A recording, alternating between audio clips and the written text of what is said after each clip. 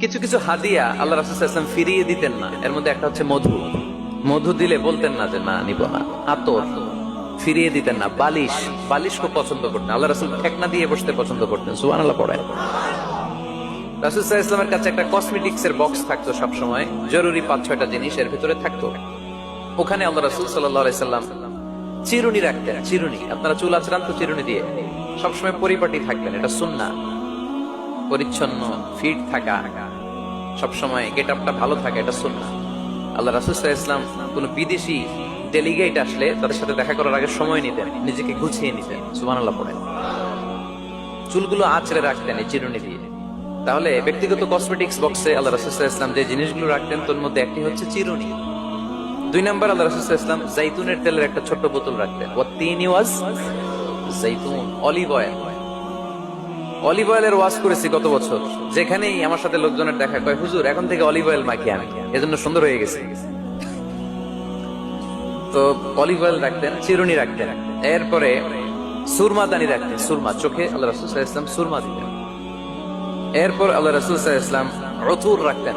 উতুর, perfume, আতর দিতেন।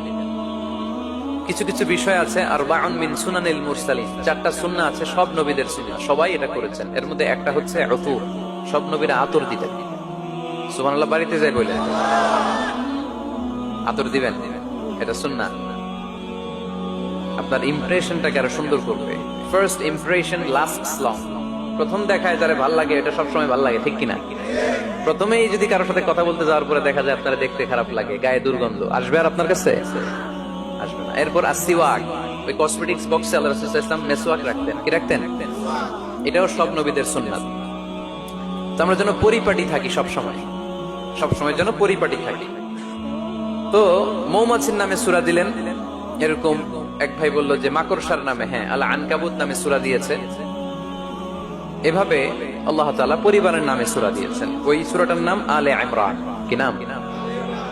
আমি যে বারবার প্রশ্ন করতেছি, আপনাদের কষ্ট হচ্ছে? মন খারাপ হইতেছে না তো? নাকি উত্তর দিতে ভালো লাগতেছে?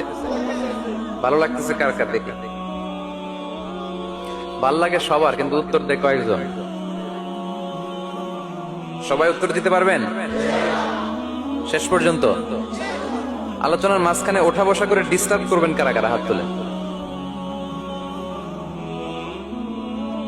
ডিস্টার্ব করবেন? আলোচনা শেষ না করে মাঝখান দিয়ে উঠে যাবেন কারা কারা? হাত তোলেন। সবাই থাকবেন, কষ্ট হবে না? ঠিক আছে, আমরা তাহলে শেষ পর্যন্ত একসাথে কথা শুনে একসাথে বিদায় নেব ইনশাআল্লাহ। পড়েন।